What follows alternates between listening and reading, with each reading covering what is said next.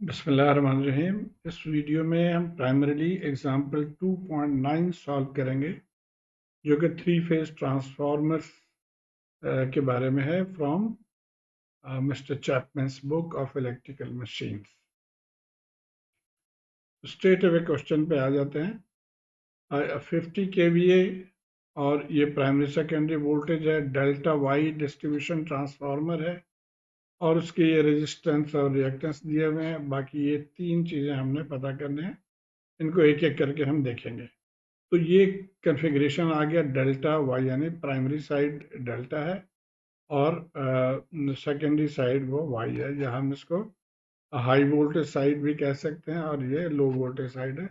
इस साइड पे 13,800 है और यहाँ पे 208 लाइन टू लाइन वोल्टेज है। देख लेते हैं यहाँ पे, तो ये लाइन टू लाइन वोल्टेज 13,800 है और ये दूसरे साइड पे लाइन टू लाइन वोल्टेज 208।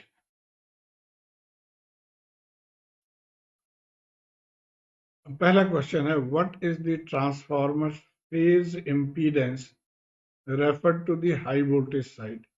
यानी इसके जो एक फेज के इम्पीडेंस हमने मालूम करना है, इम्पीडेंस ऑफ वन फेज जो कि प्राइमरी साइड पे या हाई वोल्टेज साइड पे रेफर किया गया हो। उसके लिए हमें सबसे पहले तो ये करना होगा कि हम सिंगल फेज की एक डायग्राम ड्रॉ कर लें। तो ये सिंगल फेज डायग्राम हमने ड्रॉ कर लिया है। ये मैंने पहले भी बताया हुआ कि जब 3 फेज ट्रांसफार्मर में आप समझें कि 3 सिंगल फेज ट्रांसफार्मर्स हैं, तो ये किसी एक ट्रांसफार्मर को हमने यहाँ पे रीड्रॉ कर लिया। अब ये जो है ये फेज वोल्टेज है और ये लाइन वोल्टेज। तो डेल्टा कनेक्शन में लाइन वोल्टेज और फेज वोल्टेज सेम होते हैं, इसलिए हमने यहाँ पे 1380 लिख लिया जो कि लाइन वोल्टेज है। यहाँ पे ये फेज जाहिर कर रहा। वाई कनेक्शन में डिफरेंट होता है। वाई कनेक्शन में लाइन और फेज में फ़र्क है। लाइन 208 है, फेज इससे कम होगा, इसको √3 से डिवाइड कर देंगे तो ये 120 वोल्ट, ये हमारा सेकेंडरी फेज वोल्टेज आ गया यहाँ पे। अच्छा, अब इसके जो इम्पीडेंस मालूम करना है हाई वोल्टेज, उसके लिए हम इस फार्मूले को यूज़ करेंगे और वो ये है कि जब पर यूनिट इम्पीडेंस या जेड इक्विवेलेंट पर यूनिट, ये बराबर होगा Z equivalent divided by Z base.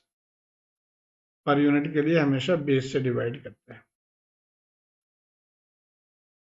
अब हमने इसको एक्चुअली मालूम करना है इस क्वेश्चन के मुताबिक, लेकिन उसके लिए हमें Z बेस पहले ज़रूरी है मालूम करना। तो ये एक फार्मूला हमने जहन में रखना है। हमें ये पता है P = V²/R। यहाँ से हम लिख सकते हैं R = V²/P। तो इससे हम Z मालूम कर सकते हैं और ये Z बेस जो है वो हम मालूम करेंगे। क्या होगा, V²? कौन सा V² होगा? ये जो फेज का V² है, तो V फेज बेस इसको हम कहेंगे, इसका हम स्क्वायर ले लेंगे और डिवाइडेड बाय पावर है। पावर ये देखिए, ये 3 फेज के लिए पावर था 50 kVA, सिंगल फेज के लिए 50 kVA डिवाइडेड बाय 3 हो जाएगा।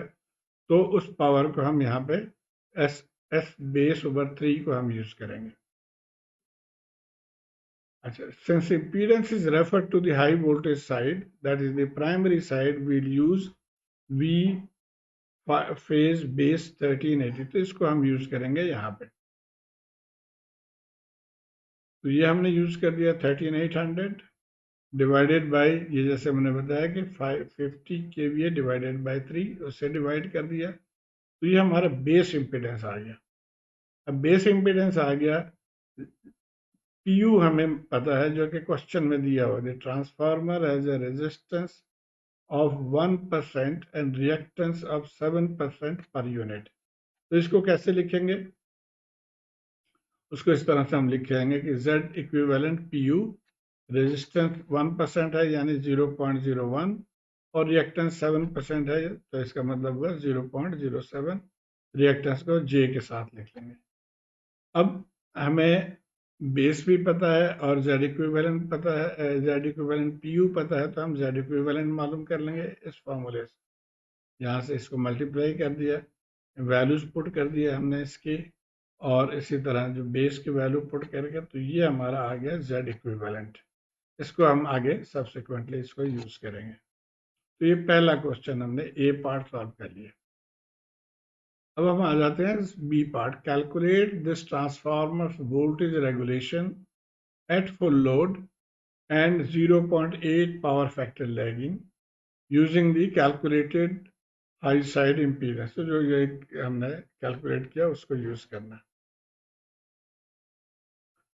अच्छा, हमने पहले ये पढ़ा है कि जो वोल्टेज रेगुलेशन के ये फार्मूला है, कई फार्मूला हैं, इसमें एक फार्मूला जो इस बुक में ज़्यादा यूज़ किया गया है वो ये है कि प्राइमरी वोल्टेज को टर्न रेशियो से डिवाइड कर देते हैं और माइनस करते हैं वी सेकेंडरी फुल लोड और divided by V secondary full load.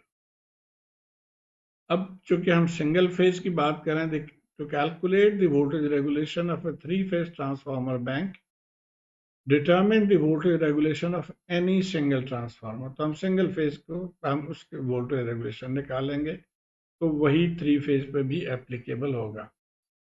तब इसको हम सिंगल फेज के लिए अगर हम कन्वर्ट कर लें, तो वीपी की जगह पर हम वी सिंगल फेज या वी फेज पी लिख लेंगे। इसी तरह वी एस की जगह पे हम वी फेज एस लिख लेंगे। और एक ये टर्म जो फुल लोड है, ये इस वेरी कंफ्यूजिंग। एक बुक में मैंने ये देखा, मुझे बड़ा अच्छा लगा ये, कि फुल लोड के बजाय उसने रेटेड लिख दिया। तो जो भी रेटेड गिवन है वोल्टेज, उसको हम यहाँ पे यूज करेंगे। तो ये आ गया इस पर। अब इसको थोड़ा सा मैनिपुलेट भी किया गया है बुक में। क्या कि ए से मल्टीप्लाई कर दिया न्यूमरेटर और डिनोमिनेटर, तो वो इस शेप में आ गया। तो इसको अब इस्तेमाल करेंगे हम भी। अच्छा, और ये हमने सिंगल फेज ट्रांसफार्मर हमारा आ गया। अब यहाँ से सबसे पहले तो हम टर्न रेशियो निकाल लेंगे। ये देखिए यहाँ पे टर्न रेशियो यूज हो रहा है ए। तो टर्न रेशियो क्या होता है जी? Primary voltage divided by secondary voltage, तो this divided by this for a phase. तो ये एक ट्रांसफार्मर का, ये सिंगल फेज ट्रांसफार्मर के टर्न रेशियो आ गया 115। अब हम चलते हैं वोल्टेज रेगुलेशन के लिए। अब हम ये इक्विवेलेंट सर्किट हम यूज करेंगे। ये सिंप्लीफाइड इक्विवेलेंट सर्किट है, अप्रॉक्सीमेट ट्रांसफार्मर मॉडल है, और जो कि वोल्टेज रेगुलेशन के लिए आसानी से इसको इस्तेमाल किया जाता है। अच्छा, अब हमारे केस में जब हम सिंगल फेज की बात कर रहे हैं, तो हम इसको थोड़ा सा चेंज कर लेंगे। यहाँ पे वी पी की जगह हम वी फेज पाई लिख लेंगे। इस तरह इसको हम A V phase S rated लिख लेंगे। और ये वैल्यूज जो हमने कैलकुलेट किए थे, यहाँ पे देखिए ये जेड इक्विवेलेंट, उनको हम यहाँ पे लिख लेंगे। तो ये रेजिस्टिव वैल्यू है और ये रिएक्टिव वैल्यू है। तो ये हमारा सर्किट आ गया यहाँ पे कंप्लीट। अब रेटेड प्राइमरी फेज करंट कैसे निकालेंगे, वो इसको अब यहाँ पे देखिए आई फाइव कहा गया है। इसको आप चाहें तो लिख सकते हैं आई फाइव प्राइमरी रेटेड, या इसको आप चाहें तो यहाँ पे बुक में इसको आई पी भी लिखा गया है, तो आई पी। बहरहाल हमने इसको यूज करना है। तो अब ये क्या है कि ये total power divided by voltage, हमें पता है current is power divided by voltage. तो यहाँ से हमें ये फेज करंट आ गया 1.208। अब ये इसके मैग्नीट्यूड है। हमें इसको एंगल भी मालूम करना है ताकि हम फेजर फॉर्म में इसको यूज कर सकें। तो एंगल हम पावर फैक्टर से मालूम करते हैं। पावर फैक्टर 0.8 लैगिंग है। तो 0.8 से थीटा आप मालूम कर सकते हैं। कॉस इनवर्स ऑफ 0.8 ये 36.87 हो जाएगा। अब चूंकि लैगिंग है, तो इसके हम माइनस साइन डाल देंगे। तो इसका मतलब है कि आई फेजर को अब हम इस तरह से लिख सकते हैं, आई प्राइमरी फेजर को, ये मैग्नीट्यूड आ गया और इसका एंगल आ गया। तो अब इसको हम यूज करेंगे इसको सॉल्व करने के लिए। अच्छा, एक पॉइंट जस्ट फॉर इंफॉर्मेशन कि अगर आप हमने तो ये प्राइमरी साइड से कैलकुलेट किया। अगर आप चाहते कि हम सेकेंडरी साइड से करें तो वो भी कर सकते थे। ये सेकेंडरी करंट आप यहाँ से दिस पावर डिवाइडेड बाय 120 कर लेते तो आई एस आ जाएगा, और ये I S divided by the turn ratio, तो उससे आपको यही रिजल्ट आएगा, सेम रिजल्ट। ओके, तो हम यहाँ पे थे, ये पैरामीटर्स हमने मालूम कर लिया था।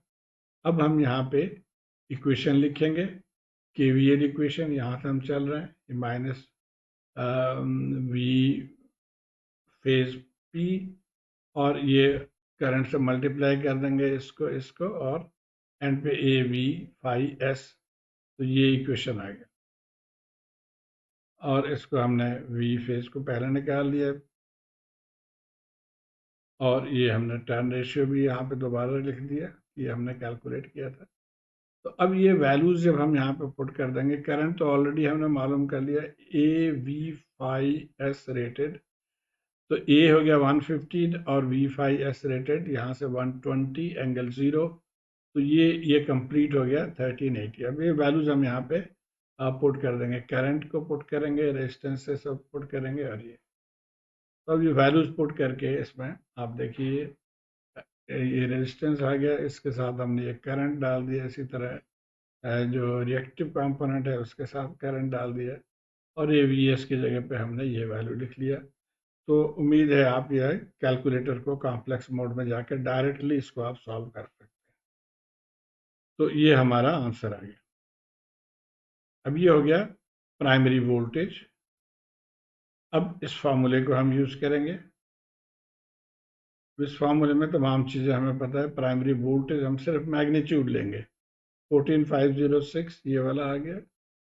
ये कंप्लीट यहाँ से देखें 13800 है, डिवाइडेड बाय सेम 13800, तो ये हमारा वी आर आ गया 5.1%, यानी जो रेगुलेशन है इसकी वो 5.1%। अब आ जाते हैं हम पार्ट सी पे। यहाँ पे calculate the transformer voltage regulation under same condition using per unit system. तो ये हमारा हमने पहले रेगुलर सिस्टम था, इसको एक्चुअली हमने पर यूनिट में पहले कन्वर्ट करना है, उसके बाद हम वी प्राइमरी फेजर निकालेंगे। तो हमें पता है पर यूनिट के लिए हमें एक्चुअल वैल्यू को डिवाइड करना होता है विद द बेस क्वांटिटी। तो आमतौर पे जो प्राइमरी रेटेड वोल्टेज करंट्स वगैरह को बेस क्वांटिटी लिया जाता है। So if you take the rated primary phase voltage 13800 जो कि ये है एज बेस वोल्टेज, और इसी तरह rated primary current 1.28 as a base current. और प्राइमरी करंट आप यहाँ से भी निकाल सकते हैं, ये भी दिया हुआ है। ये पावर डिवाइडेड बाय 138 करेंगे तो 1.2 आ जाएगा। तो ये दो हमारे बेस आ गए, बेस वोल्टेज और बेस करंट। अब हमने क्या करना है, इनको कन्वर्ट करने के लिए इसको हम 13800 से डिवाइड कर देंगे, तो ये आ जाएगा 10, तो आउटपुट वोल्टेज हो जाएगा 1 एंगल 0 pu। और सिमिलरली करंट को भी 1.28 से डिवाइड करेंगे तो 1 माइनस 36.87 pu, तो ये आ गया करंट। अब ये जो रेजिस्टेंस रिएक्टेंस है ये भी ऑलरेडी सवाल में दिया हुआ है पर यूनिट फॉर्म में, जो 1% है और 7% है, तो उसको भी हम यहाँ पे इनकॉर्पोरेट कर लेंगे। तो अब हमारा न्यू सर्किट कुछ इस तरह से बन जाएगा। ये आउटपुट वोल्टेज, ये हो गया करंट, और ये हमारे रेजिस्टेंस रिएक्टेंस। यहाँ से 1% का मतलब है 0.01, और 7% का मतलब है 0.07। अब हम केवीएल इक्वेशन लिख लेंगे यहाँ पे। तो जैसे हमने पहले किया था, आप इसके यहाँ से यूँ चलेंगे तो एंगल और उसके साथ ये रेजिस्टेंस आ गया, उसके बाद रिएक्टेंस, और फिर sorry resistance multiply by current, इसी तरह रिएक्टेंस मल्टीप्लाई बाय करंट, और एंड पे आ गया आउटपुट वोल्टेज। तो कैलकुलेट कर लेंगे तो ये हमारा फेज वोल्टेज आ गया। अब हम वोल्टेज रेगुलेशन का जो फॉर्मूला है हम उसी को लेके चलेंगे। अब यहाँ पे देखिए ये वोल्टेज बी फेज, इसका मैग्नीट्यूड हम लिख लेंगे 1.05। इसके लिए हम मैग्नीट्यूड लिख लेंगे 1, यहाँ पे भी मैग्नीट्यूड 1, तो ये आ गया 1.051, ये 1 तो इसको भी कैलकुलेट कर लेंगे तो ये 5.1% ही आएगा। तो ये वही आंसर है जो पार्ट बी में हमें मिला। तो उम्मीद है आप इसको फॉलो कर पाए होंगे। अपने कमेंट्स के ज़रिए ज़रूर मुझे आगाह कीजिए। शुक्रिया।